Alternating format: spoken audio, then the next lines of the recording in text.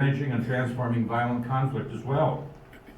Prior to studying peace and conflict, he worked alone as a bouncer in Dawson City, Fort McMurray, and Halifax. It says here, setting records and winning awards for keeping the peace. Please welcome Peter Langille.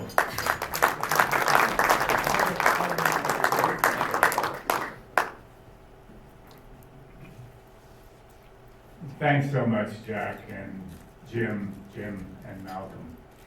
Everyone, actually. Any chance to address Rotary is really special. I'm grateful for what you do as a service club and what many do in Rotary action groups for peace. And today I'm a little bit unnerved because I'm likely to be preaching to the converted. I know Rotary are active in waging peace and having Rotary peace-building clubs that support 6 of the Rotary Peace Centers worldwide. That's fairly impressive. And in the late Jurassic era, I can tell you that I actually did a PhD in one of your schools, the Department of Peace Studies at the University of Bradford, which is now a Rotary Peace Center. So, overall, well done, thank you. But please don't feel too cozy or confident about peace prevailing or our war system fading anytime soon. It won't. And what should you expect from me today? I'm simply going to be brief in overviewing one perspective, my sense of the problem. Then I'll pitch a United Nations Emergency Peace Service, not as any panacea or cure-all, but simply a step to help. A step that might help us start a global peace system and renew some much needed hope. Do you ever get that feeling, that nagging sense that you might be just a little too slow, too late on something that really matters, and it just doesn't go away? For me, the bad itch that gnaws constantly is that we're still not close to having an effective peace system. And I've worked in the war system. I know how seriously funded and organized it is, and how it harmonizes interests to advance its influence and control. Now, believe it or not, a global peace system is a Rotary objective too. And like many of you, I also grew up believing in the United Nations, a better, safer, saner world for future generations, an organization that actually could help to prevent and stop the scourge of war. For a decade, it also appeared that we were getting close. We were making progress with substantive reductions in violent conflict, with wider reductions in poverty and desperation too. Now what? Well, we do hear that climate change is described as the ultimate threat multiplier. That's true. We hear the UN warn of 66 million refugees already trying to escape horrid conflicts and hopeless conditions for their kids. That's not just in Central Africa, it's in Central America. So we know it's going global. We hear that we're back in another nuclear arms race and another Cold War, back under a balance of terror, back in a system known as mutually assured destruction, with the acronym MAD, which is rather apt. And what do you think when you see the incidence of armed conflict has tripled over the past decade? Do we have second thoughts when we hear that the Global Peace Index now reports the annual cost of war at a staggering $14.7 trillion? Even our kids know that's unsustainable. And should we be surprised when the President of the General Assembly tells us that the UN, the organization, is no better equipped to save succeeding generations from the scourge of war after 75 years? Something's wrong. I think 2 points become rather clear. First, we do have a highly developed, high-risk war system. Very few governments can say no to more arms sales or to more defense spending for more preparation for more war. We see our government in Ottawa can't say no to either, so that should tell us something. We're nervous partially because this is what President General Dwight Eisenhower warned about in his farewell 1961 address: the unwarranted influence of a military-industrial complex controlling every level of government. We wonder why we don't have the autonomy that we formerly did. Well, that's part of the explanation. Second, we know we have a helpful but insufficient, semi-impoverished United Nations peace system. It tries to help, but it really needs help. On the UN Emergency Peace Service, I actually started in an official Canadian government study that became a multinational initiative following the Rwandan genocide. So we had a lot of help from senior UN officials, force commanders, military, police, and civilian peace builders. Some still help because we believe in this development. Now, I mostly work here in London, Ontario, within a project of the World Federalist Movement Canada. And no, I'm not retired, I'm on Freedom 95. and I can appreciate that a UN Emergency Peace Service must now sound like a naive, wishful thinking option, especially with our friends in the White House and the world on edge over more conflict and more new extremes. But on a positive note, and thankfully, we do know that we'll have pivotal elections in several countries shortly. Some of those already support this option. And I think we have to plan for better ahead. Otherwise, we're likely to become paralyzed or alcoholics or suicidal. So you do know most of the general problems that I'm going to describe. The UN has a very difficult time in preventing armed conflict and protecting civilians at extreme risk. It has a hard time starting up operations, very slow. Every time there's a crisis, the UN must beg to borrow the resources of its member states, the people, the equipment, and that's a very slow process.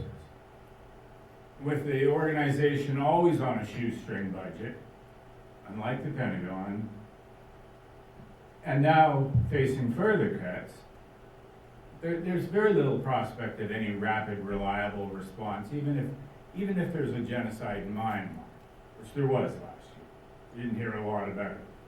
Even if there are mass atrocity crimes in Burundi or South Sudan, which there were last year. Even if there are war crimes in Yemen and Syria, which there were last year. It now takes 6 months to a year or more for the UN to actually deploy. So as a result, violent conflicts tend to escalate and to spread. Then they demand larger, longer, and far more expensive UN peace operations. In turn, the prospects for disarmament, development, and a peaceful community are set back for decades. And our leaders really can't suggest better, safer, or cheaper options unless they have viable, compelling plans that are broadly appealing. We all know that we're rather fortunate here in London, Ontario. We do have different levels of government providing useful services across our communities, and they're supported by service clubs like Rotary who do similar. If something awful happens here, everyone in this room knows there will be a rapid, reliable help here within minutes. Doesn't matter if it's fire, if it's disease, if it's guys with guns. When we have an emergency, we will have well-trained, highly organized, well-equipped services immediately available. That's a pretty sure thing across the wealthier northern hemisphere too. Here and in the US, just dial 911 and it'll happen. In the UK, you dial 999. In the EU, you dial 112. On it goes. But elsewhere, it's very different. So help in a crisis is no sure thing. If there's violence, it's likely to be very hard to stop. Once killing happens, it's harder to stem the escalation and spread. And if there's no help to prevent worse or to protect people for 6 months to a year or more, you know anything can happen. The worst will happen. You and the Rotary do understand the importance of service and of having key services available, especially if one expects to live in a safe, secure, vibrant, sound, healthy community. And I think we'd agree that includes robust law enforcement services, which can keep the peace, protect civilians, defend the community, serve as a deterrent to crime. I think we agree that on that general mission, that's worthwhile. It helps us have a sense of security and order here. And that's really the case for a United Nations emergency service, a UN 911. So what's actually proposed here? Well, with this one development, effectively a UN 911 first responder for complex emergencies, the UN would finally have a rapid, reliable capacity to help manage 4 of its tougher assigned tasks. It's specifically designed to prevent armed conflict, to protect civilians, to ensure prompt startup of demanding operations, and to address human needs in areas where others either cannot or will not. Our objective is to introduce a permanent, multidimensional, by that I mean military, police, and civilian, and multifunctional service, capable of responding to diverse complex emergencies. Those can be humanitarian, security, health, or even environmental crises. So aside from a military formation to deter aggression and maintain security, there'd be sufficient police to restore law and order, as well as an array of civilian teams to help in areas such as human rights, health, mediation and conflict resolution, quick impact and long-term peace-building projects. Unlike previous proposals, a UNEPS is to complement existing UN arrangements with a legitimate first responder immediately available at the outset of a crisis when governments are seldom willing or ready to help. Further, with a gender equitable composition of highly trained, well-equipped personnel, it should help to raise standards system-wide And that's important because we know the UN's taken an awful lot of flack for sexual abuse in operations abroad. And that's pretty understandable when you pull the worst troops you can find out of any country that's willing to give them. What's distinct about a UNEPS as a service is that it would be a dedicated UN formation, recruiting on those who volunteered, who were selected and screened as the best, then actually hired on a basis to UN civil servants. So they'd no longer be national personnel, they'd be dedicated UN international civil servants. Then there would be no need to beg to borrow and rent from national governments, as this would always be available and ready. What's distinct about UNEPS as a deterrent is that it's not to be destructive or for warfighting. It's designed to provide prompt help with an array of useful services. We see it as likely to be a lifesaver and a cost saver. Obviously, with 14,000 people at a designated UN base, under an operational headquarters with 2 mobile mission headquarters, that's going to be really costly. Likely $3 billion in startup costs, with an annual recurring cost of $1.5 billion. But put that into perspective. That's less than half the cost of refitting the Canadian Forces frigates. It's less than half the cost of the F-35s, even if we buy the smallest number imaginable. And those costs are shared by 193 member states of the UN. Shared proportion. So we don't have to pay the $3 billion. It's actually a rather small investment. It's comparable to probably what the London Police Service costs. But it might change the world. It should help to prevent the escalation of volatile conflicts. It should deter groups from violence, to cut the size, the length, the frequency of UN operations. And even with success in just one of those areas, we'd see a very substantive return on the investment. So huge savings are actually possible, especially if we start a process that begins to take the profits out of the war system. And then this option has the potential to free up enormous resources to help address other pressing global challenges like climate change.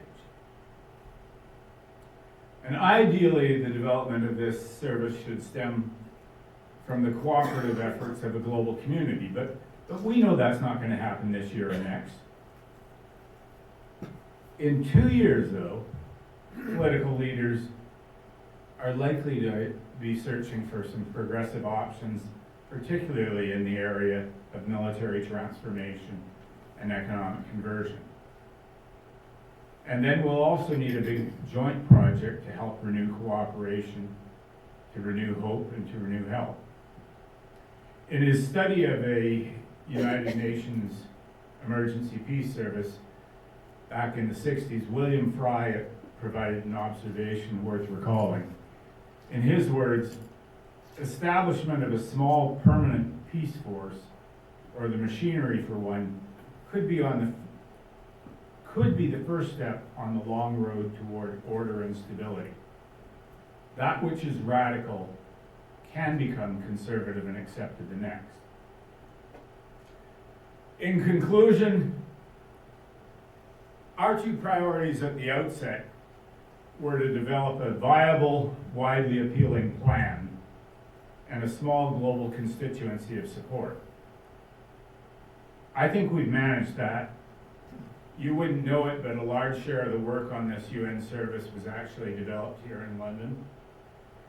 If you check it out, UNEPS has attracted prominent endorsements from senior UN officials, from leaders of UN peace operations, from the architects of the responsibility to protect, and leaders of peace and conflict studies worldwide. That's helpful, but it's not enough. Now, we still need work at educational outreach, marketing, further research on the UNEP's blueprint. And as with most peace initiatives, this has been a volunteer effort devoid of funding, and that slows everything. We really don't know how this idea will fare. We may soon have a supportive government in Britain. They've already endorsed the idea. 30 members of the American Congress supported a UNEPs in 2008. If they move, I believe that France, Russia, and China would be very encouraged and supportive as well. So there is a fair chance that what's radical one year can become conservative and accepted the next. Today, you simply heard about one option to help, no panacea, just a step toward a global peace system. And rather than develop more destructive capacity for war, especially for a war we can't survive, I believe it's time to develop more capacity to help people in need. To conclude, I have to say thank you. Since I started in this field, Rotary has become a respected international peace leader, one that's educated and inspired many. And hopefully you'll share this idea and encourage your colleagues to consider a UN emergency peace service. Again, thank you and well done.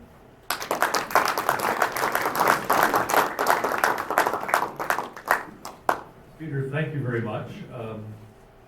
I know that our time is limited, but I'm also certain that as we start out February, Rotary's Peace and Conflict Prevention Resolution Month, that there probably are some questions. You've provided us with some sources, and we will investigate those. But we'll take a question now from Keith. The Security Council at the UN has some core members and members that rotate into it, and I believe core members include China and Russia, and they have basically veto power. A lot of what is going on in the world, at the top of the house appears to be, in conflict with their objectives and desires to dominate. How would you overcome the veto power that is on the Security Council to deploy a force like this, considering that two of those permanent members, China and Russia, are often at odds with the rest of the world? Good question. We do have 5 permanent members of the Security Council. And yes, you're right, it's Britain, France, the United States, Russia, and China. But why are they at odds? Well, China feels somewhat surrounded. Russia feels very much surrounded. And they don't like the fact that America dominates their near periphery. And NATO expansion has gone right up to the edge of Russia. They're nervous about that. They don't like it. They would love to see America start to withdraw some of its forces away from their area. And I think if that happened, you'd see far less use of the veto. We didn't have the veto following the end of the Cold War for about 5 years. There was a period of intense cooperation. And there was a sense that, okay, we might make a different world happen. I don't ascribe blame to Russia and China solely. I don't think that their interest is in dominating. And actually, if you look at it, they spend about 1/20th on their military what the Americans do. If you look at it, they don't deploy their forces abroad the way the Americans do. The Americans have forces everywhere. So from their perspective, it's the American domination and expansion that's worrying to them. How do we change this? We change the nature of the game, I think. Introduce a legitimate